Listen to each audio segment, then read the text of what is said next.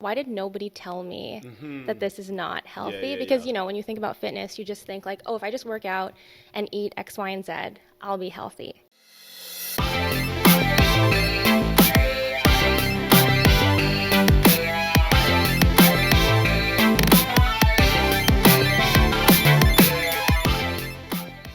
Hey, what's up, everybody? It's your boy Juju, and welcome back to the 1% of Juju podcast, where we teach you the practical steps to live your life like the 1%. As you can see, we have a guest that I'm personally very excited for. So, welcome, Nicole. Thank you for Thank joining me. you. How are you doing today? Good, yeah. Ah, that's awesome. Can you give us a quick, I don't want to spoil anything, can you give a quick introduction to who you are, Yeah. what brings us here today? Yeah, no problem. So I'm Nicole, the founder of the Nourish Note. The Nourish Note is an online personal training and nutrition coaching business. My primary demographic is female entrepreneurs, usually entrepreneurs, especially that work from home, not just during the pandemic, but as I was saying to you earlier, sort of photographers, videographers, web designers, realtors, somebody that just sort of wants to hit a workout and then go right back into a meeting. That's nice. Yeah. That's nice. I love that. Is that when you started, and we'll go into like how the business idea came about, but Yep. when you started, was that who you were targeting, or is that just what kind of ended up happening? So my target, I think, were women similar to me. By nature, I love being busy. It's just something that I've learned about myself was I sort of thrive in being busy. So Yeah. it's either when I was in university, I would be full-time in university, part-time job. After university, I would do a full-time job and then do some sort of like part-time schooling. And sort of in between there, I found that I sort of like lost myself and I wasn't able to like take care of myself. So I tried to sprinkle fitness in Got the it. being busy. Yeah. So when I sort of started the Nourish Note, I figured, okay, I'm sure there are other women that are struggling to do the same thing that I did through the various stages in my life. Yeah. And then it morphed into, okay, then these people are usually female business owners they wear a lot of hats. They're usually solopreneurs. They're the customer service. They do the actual service. They do Yeah. everything. So that's how I That's landed. really cool. Yeah. That's really cool. And how did the actual business idea and you deciding I'm going to step out and do something about this issue come about? Was it, I know you start, and I feel very privileged because I kind of seen your journey from Yeah. the start. We met obviously in a gym here in downtown Toronto. Yep. But how did that come about where you decided, okay, yeah, I want to start a business and help with this specifically? So it's funny. I was certified as a personal trainer and nutrition coach maybe 1 or 2 years before the Nourish Note was born. The Nourish Note also was only born as a result of the pandemic. Yeah. When I had originally become certified, I was only doing it for the purpose of selfishly teaching myself and making informed decisions for myself. Because for me, I didn't always have a good relationship with fitness. And sort of as I went through my fitness journey, I did find that I got to a point where I found nobody was telling me the information that I needed to actually learn why I was making certain decisions. They were just telling me what to do. And as a result, as a result of that, I found that I was having I don't know if health issues is the right way to sort of categorize it, but I lost so much weight in a short period of time that my doctor essentially said, like, your body's not functioning the way that it needs to be. You're not doing the things that you need to. You're not eating the way that you need to. And all I could think about was like, why did nobody tell me that this is not healthy? Because, when you think about fitness, you just think like, oh, if I just work out and eat X, Y, and Z, I'll be healthy. Yeah. Right? So as a result of that, I figured, especially in Toronto, as you know, gyms have been closed for such a long time. At first, I said no to all my friends and people that I knew from the gym of like training them. And then saying yes to one person turned into saying yes to three people. Yeah. And then it's sort of dominoed from there. No, that's really cool. And so I'll derail from, and I told you this would happen, but That's I'll fine. derail from That's the fine. plan that we have for today because I think that this is such a relevant topic. So fitness has been a huge part of, my life, my journey in general as well. But the reason I love what you do, your content so much, and I've been pointing a lot of my friends that are on this weight loss journey to you specifically, is because of that specific, is I feel like there's so much noise out there, like with the fitness influencers nowadays, and these different things that it's so no one gets an understanding of like, why do you put this in your body? Right. Why do you do this? You know, Right. why do you exercise this way? When you look at that, would you say, like, let's dive maybe into fitness specifically, but how do you differentiate yourself, and what are your thoughts on maybe a lot of the noise that's going on out there? It's a loaded question. Yeah. I feel so the way that I differentiate myself, especially the way that I train my clients, is I do mostly one-on-one or semi-private. So whether it's online personal training or nutrition coaching, I don't do group settings. I have in the past, and I found that it wasn't for me. So once I sort of like funneled that of like, okay, I enjoy the one-on-one interaction. Yeah. From there, I personalize everything. So I'll give you an example of one of my clients. Maybe I'll give you two examples, but one of my clients, so she's a mom. Yeah. Right. And she found that she was she didn't have any time to meal prep for herself. And we found out that she was creating lunches or making lunches and dinners for everybody else though. So my suggestion was really simple of like, just make a lunch for yourself when you're making, sorry, when you're making a lunch for everybody else. Yeah. Right. And sort of like that. So it's really that easy, like, Yeah. you know what I mean? Of like like when you're sort of so immersed in the situation, you don't realize that like there are really easy things that you can do to like, go do the 1%, the Right. 1% of like who, like the best version of you, Yep. right? Whereas I have another client, she's actually doing my rebrand, but she's a web designer. She also has like two side hustles and a full-time job, and something as easy as just making sure she goes for 2 walks a week or 3 walks a 100%. week just to clear her mind, just to step away from the computer, right? So like small things like that, I think set me aside from other personal trainers or other online coaches, because it's really like, I will sit with you and troubleshoot. I think any of my clients that are watching this have heard me say like, okay, let's troubleshoot. Yeah. Maybe it's like an unfortunate tagline that I've started for myself, Should but make some merch saying that. I think any of my clients they'll laugh when they hear like, let's troubleshoot, because I've said it to every single one of them. Yeah, I should definitely put that on merch. But Yeah. no, I think that's really cool, and especially when you talk about taking walks, and when I look at one of my favorite posts of yours is like the one where you like put down the coffee, just drink some water, and then exactly. you walk away. And sometimes people don't realize that, like when they think about getting back into working out or getting back in shape, like taking their health into their control, they think that it's these big steps, and I got to start going to the gym 5 days a week and do these crazy hit workouts, exactly, and crazy things, and then cut out everything out of my life. But it's sometimes just these simple steps that we can take that are really small, but then that lead to bigger things. You touched on your fitness journey. Yes. I want to hear a little bit more about where you came from starting, from where you started. You said you lost a lot of weight way too fast. Yeah. So tell me a little bit more about your fitness journey personally. So my fitness journey, there's a chance I get emotional talking about it, but right. my fitness journey, I will never forget this moment of like, I think I was looking at photos of myself, and I couldn't believe it was me, right? So I think when you're in your early 20s or like in university, you feel like you're invincible. Yeah. And I looked at a photo of myself, and I just remember like, I didn't recognize who it was. And then after sort of like, then I couldn't stop thinking about it. I couldn't stop thinking about like, I don't know when I became this size. I don't know when walking up the stairs became difficult.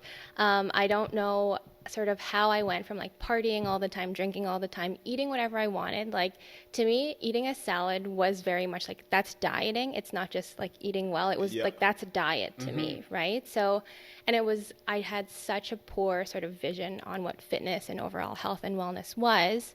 So I started anything that you can think of, like any quick fix, any sort of like how to lose weight in 30 days, how to lose weight in 10 days, fastest X, Y, and Z to lose weight, right? So I did all the juice cleanses you can think of. I did probably every single detox you can think of. Any of those like quick fixes, low carb, high carb, low fat, high protein, like I've done all of those things. And nothing was working because they don't work, right? So I ended up finding, and sort of, I guess, full circle, because the Nourish Note is primarily marketed on Instagram, but I ended up finding an Instagram competition by like a fitness influencer. And I'm very very competitive by nature. I love So I that. saw it and I was like, okay, fine, great. I can win some money and lose weight. Perfect. I'm going to join. Right. It costs whatever, $100 or something to join. And they just gave you everything. They gave you sort of like what calories you're supposed to hit, all that stuff. It was for a period of like 3 months. And I won. I lost a ton of weight. I won. And it was like, sort of then from there, it was like chasing this, like, oh, I started to get these compliments. People are telling you, like, oh, you look good.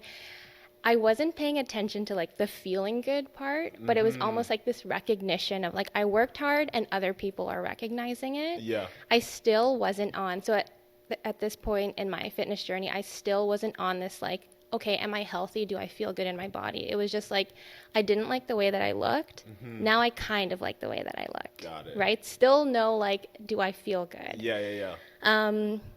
Kept chasing this feeling of like, do I look good? Do I look good? Right? And then I joined another competition. Again, very competitive. Yeah.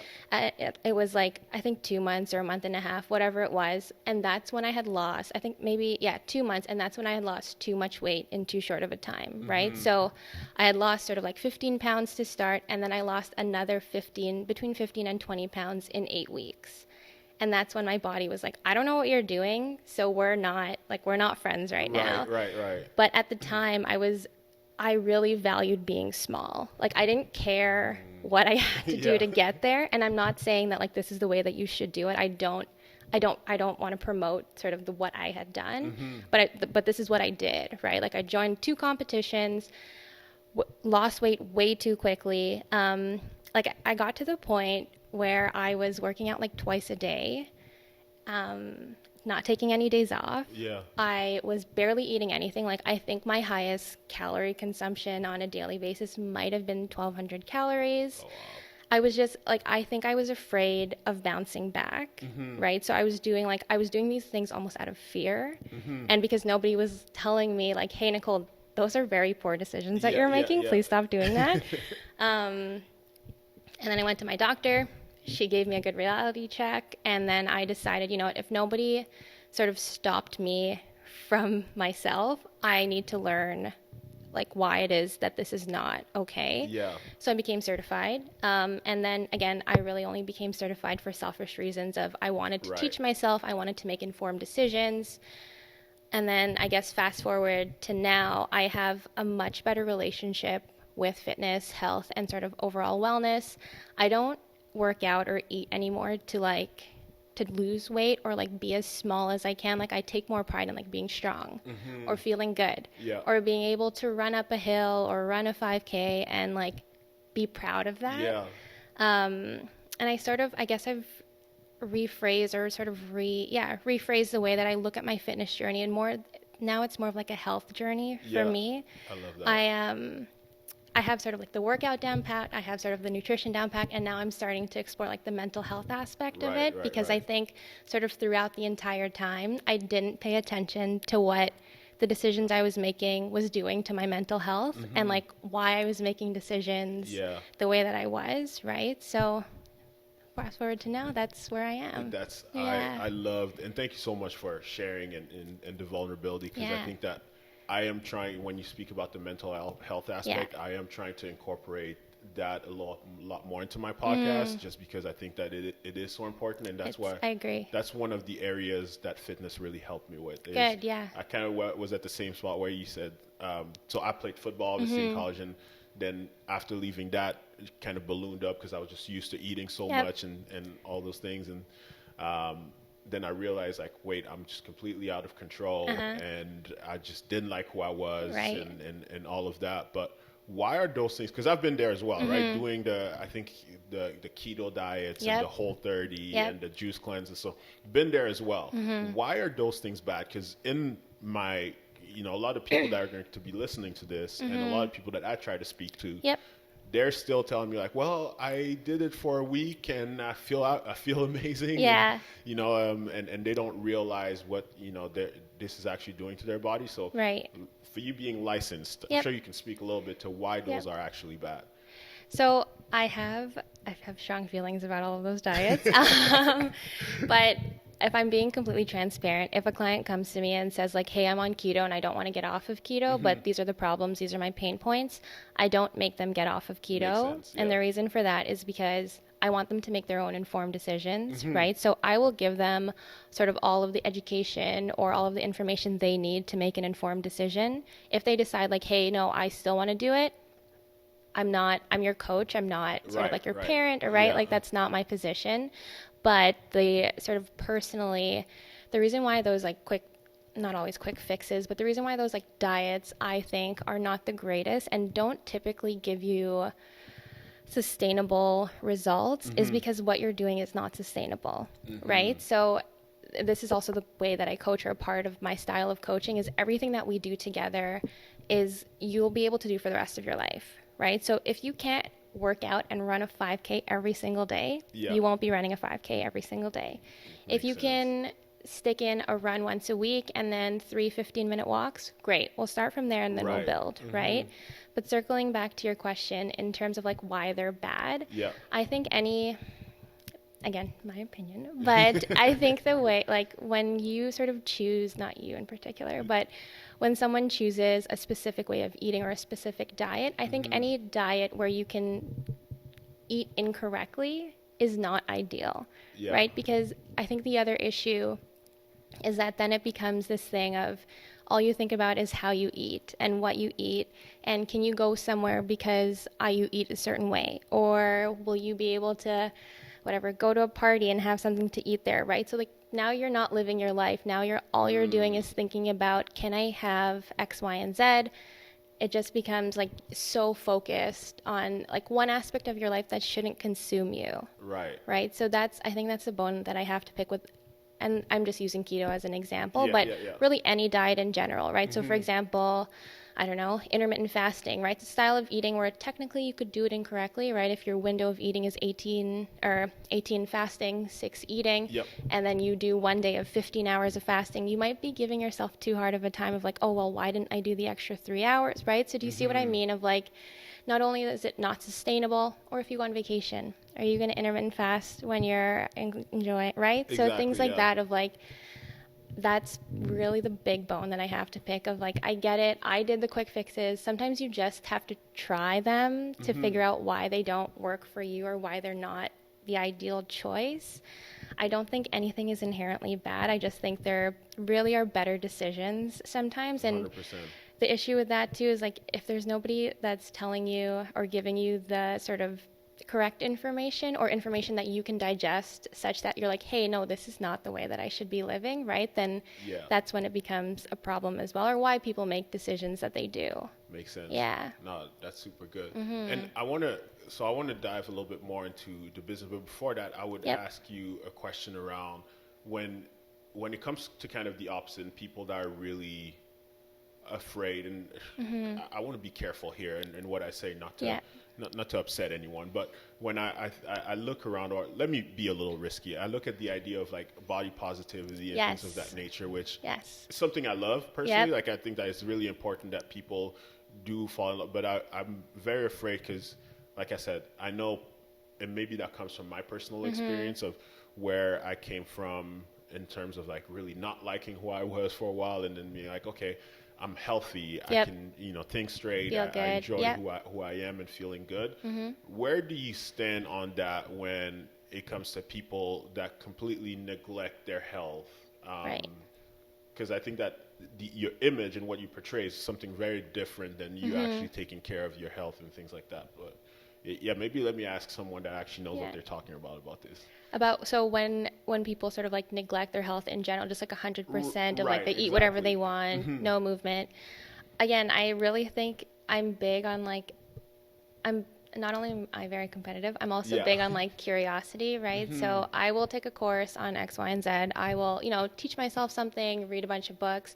So I think when somebody makes the decision, or sort of, I don't ever know if it's an active decision Yeah. of like, I am not going to do this. I would rather sit on the couch all day and eat and drink and do whatever else, right? Sometimes that is an active decision and that's fine. Yeah.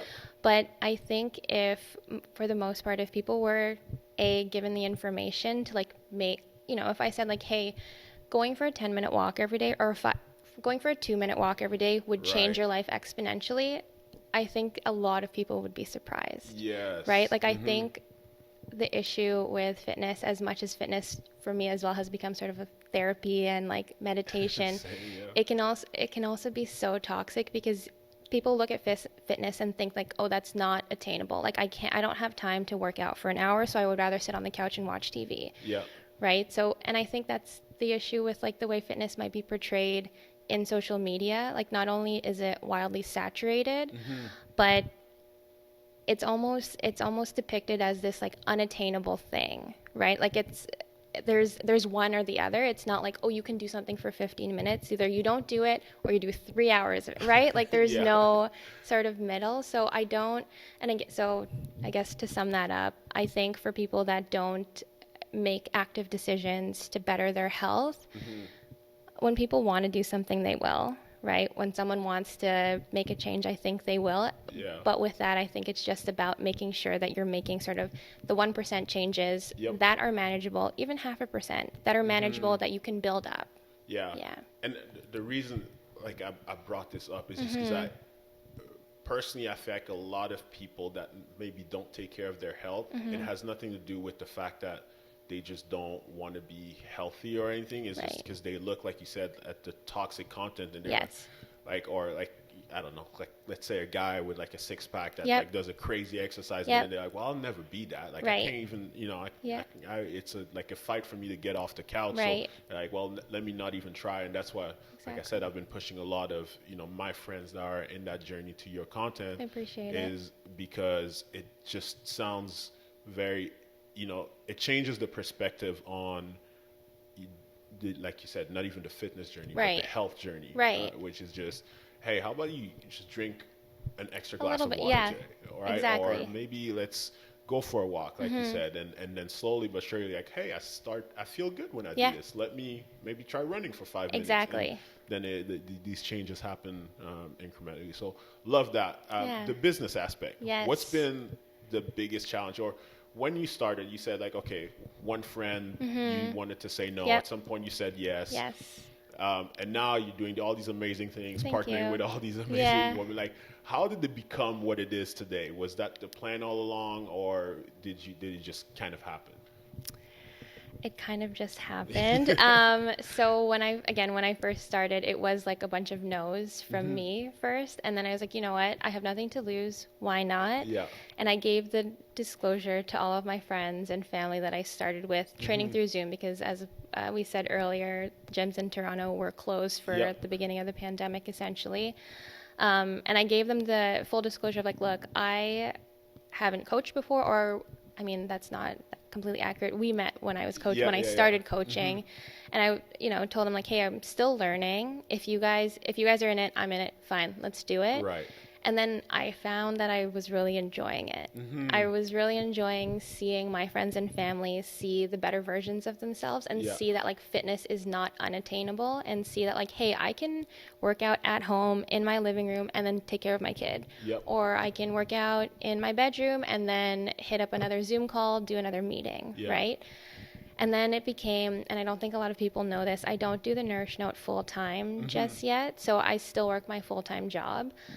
So all that to say, it then became like, okay, well, from there, what else can I do with this, Yeah, right? yeah, And yeah. that's also why I branded myself as the Nourish Note, so to create sort of a separation between my business or my side hustle and, me, Makes right? I sense, didn't yeah. want it to just be sort of all consuming. I was really, again, with the health journey, paying attention to my mental health, I was a little bit worried that it would just be like, I would just allow it to consume me. Yeah. Not saying that I don't always work on it, but but That's sort the of thing when you're, and I think, and sorry to cut you No, off, but it's like okay. when you start a side hustle or Yeah. business that you really love and Yep. enjoy, it's so hard. Like people are like, It's- oh well, you have to balance things, and you're Yeah. like, you guys have no idea what I love to do. Where maybe you guys enjoy the partying and going out and all that, Yep. but like when I go to sleep, I'm thinking about how can I make the podcast better, and Yeah. that starts consuming you, but in a healthy way because you Right. just love it, you're passionate about it. So I Exactly. completely get where you're Yeah. coming from. No, Yeah. so like very literally that. So then from there, I started networking. Again, early in the pandemic when everything was still closed, I just found a bunch of like online entrepreneur groups, support groups, and then started attending like online networking events. Networking is not my favorite thing to Yeah. do. So it was a lot of like, I'll just try, Yeah, right? yeah, Like, and yeah. I just kept telling myself like, just try, just see it. Like, great. If nobody wants to connect with you, at least you tried, Right, right, right? right. So it's funny when I first started networking, I'm an anxious person. Yeah. But when I started networking, I would like, we were on Zoom, I would literally type out word for word how I would introduce myself and what my elevator pitch Yeah, yeah, was. yeah. And then it's sort of like, you do it once, you do it twice, you do it 3 or 4 times. It becomes more natural. It's less sort of like so stoic. Yeah. And then sort of meeting all these people, which has been one of my favorite things about starting this business, meeting all these people has sort of not only brought me more clients, but also more opportunities. That's awesome. Right? So Yeah. that's when I say like it sort of just happened of like I one day decided that I was going to brand myself and I almost like hit the ground running and haven't stopped. Yeah. Yeah.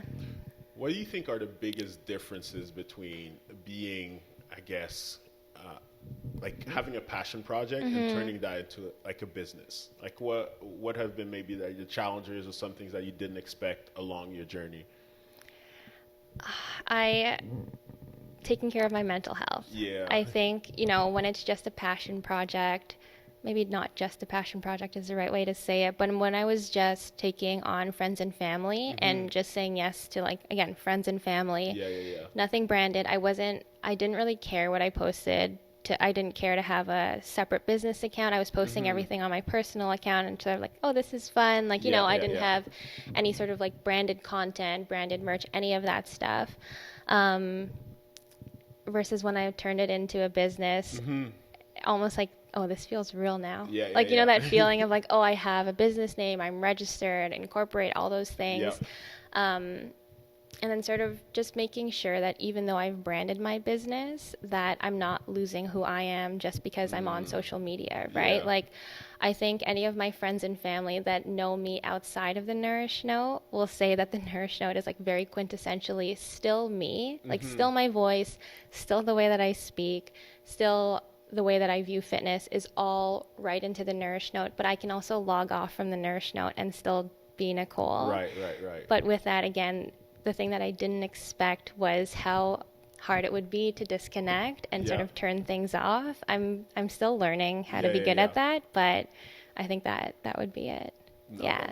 that makes perfect Yeah. sense. And you talked about the branding and Yes. some of those things. Yep. So I want to talk. Is social media like? Was it always something that you wanted to be when you started this? Where you're like, okay, well, I'm going to brand myself on social media because you do a really good job at it. I Thank have you. no clue how to do social media. Me neither. Yeah. Me neither. I have people doing it for me, Yeah. and I don't pay them Yeah. nearly enough. But like, Yeah. you're clearly really good at it. So was it always a part of like how you saw this and what you wanted it to be, or did you just kind of see the necessity in it because of how important social media is to others? Or was that always part of the vision? So first of all, I have to laugh that you think I'm good at social media because it's my least favorite part of Yeah. social media. I think you also follow my personal account and like there's nothing Yeah, on yeah. my personal account. So I'll take the compliment of like being good at social media. But I'm in the process of rebranding because when I did start, I don't have a background in marketing. I don't have a background in like doing anything creative. So Yeah. for me, it was sort of just like I picked a couple of colors. I like logged into Canva and I was like, okay, well, I want to make a few posts. And it was just like, I would just pick templates and I was like, okay, I cared more about the information that was in the post than I really did the aesthetic. So, I mean, I think if you scroll down to like the bottom or like when I first started posting on my business, there was no, sort of like consistency with the way things looked, but there was always a consistency in like my messaging, right? And then again, sort of just like with all the networking that I've done and with the networking I've done in hopes of like really propelling my business, I've met some really amazing people. And I've also, again, I'm in the process of rebranding. Yeah. Shout out Abby, who, if you're watching this, will laugh at me talk about social media. But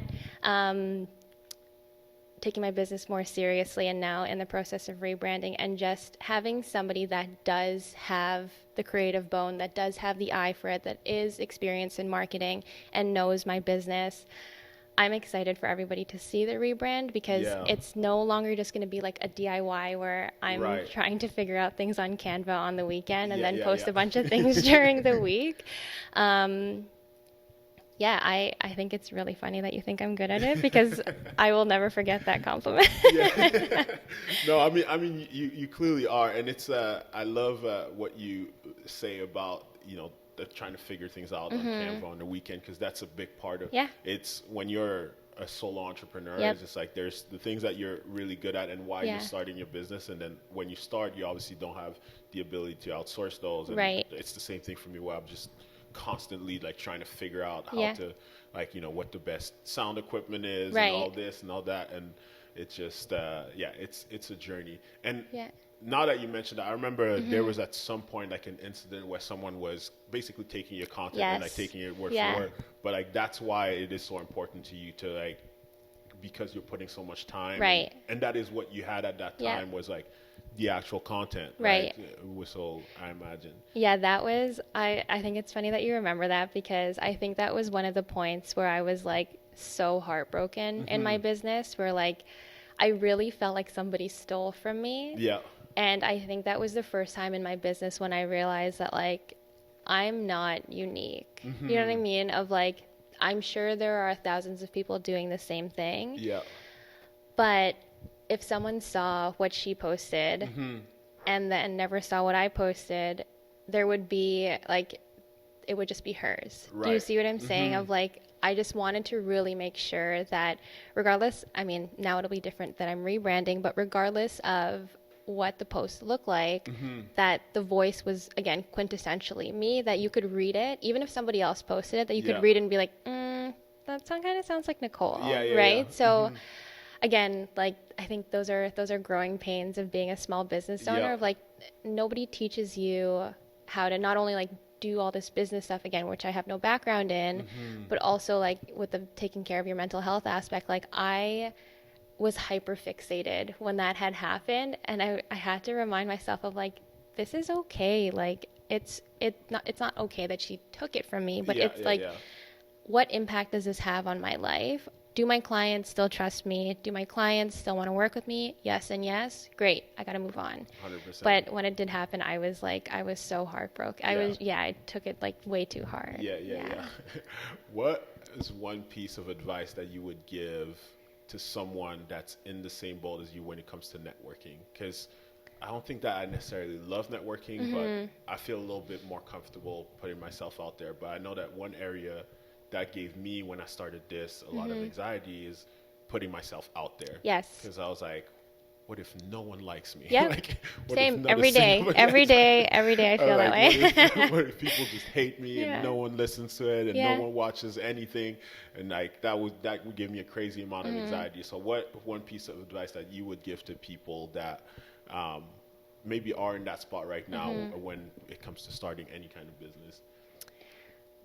With the networking aspect, maybe you're not going to be happy to hear this, but like just try. That's really like the mantra that I was telling myself during that time, of like, just give it a shot. Even if it means you open up a Google Doc or you write on a piece of paper what you're going to say to other people, how you're going to introduce yourself, just try. The worst thing that's going to happen is you're going to meet a bunch of people that you're never going to see again. Right. The best thing that's going to happen is one of those people will remember your name in a room that really matters, and then you'll be happy that you went. You might feel really awkward in the beginning, but I mean, I did it, and networking might be the bane of my existence. Like I've done it several times, and I still get really nervous doing it, really anxious doing it. I will often leave a networking event thinking like, oh my God, did I really say that? But sort of the more and more that you flex that muscle, the easier it becomes, the less anxiety sort of like leading up to it. Yeah. Right. But I guess in terms of somebody that would be in the similar position of like starting the business, aside from just giving the corny, like, oh, just do it, just try, I would say as long as the thing that you're doing is something that you're passionate about and it's something that you really believe in, just keep going. Yeah. Right. Because I mean, if it's not something that you're passionate about, you'll stop eventually.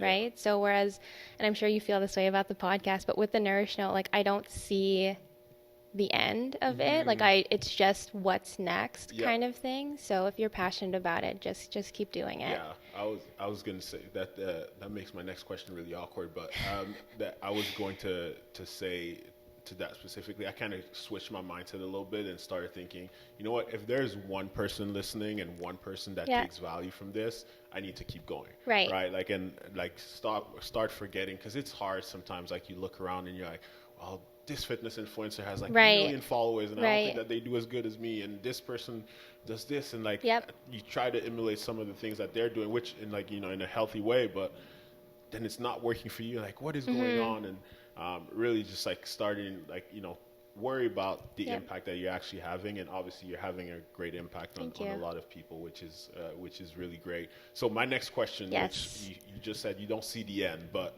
what's your vision for the Nourish Note? Like, what do you want? What do you want out of it? Like, where do you see, or like, I guess, what's the next step then? Yeah, I think I would love to have a brick and mortar gym, and for me, as somebody that really enjoyed going to a physical gym for a long time, I'm sure a lot of women can resonate with this, where you go into a gym and I was always so self-conscious about like, what I'm wearing. Are people going to watch me? Are people going to be looking at me? Will I be able to use all the equipment I want without somebody sort of like harassing me of like, hey, this is actually how you use it, right? So I would love to have a brick and mortar gym, again, women only.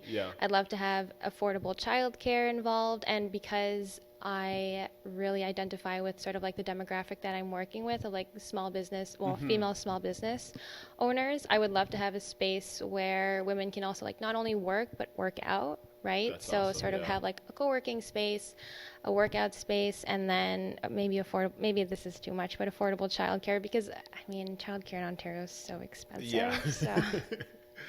No, seriously.